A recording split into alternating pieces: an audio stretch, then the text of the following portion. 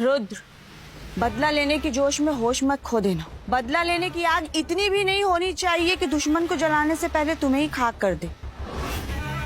माँ सही कह रही है भैया, मेरे पास एक तरीका है जिससे हमारा बदला भी पूरा हो जाएगा और दुश्मन हमारा कुछ बिगाड़ भी नहीं पाएगा। पाटिल के छोटे बेटे राघव की शादी नेक्स्ट वीक है डॉन देवराज की बेटी से।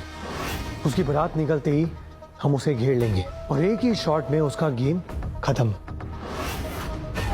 प्लान तो तुम्हारा बहुत अच्छा है दिवेश, बहुत बढ़िया।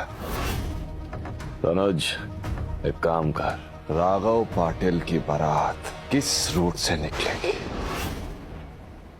कितनी सिक्योरिटी होगी, कितनी गाड़ियां, सब पता कर, सब कुछ।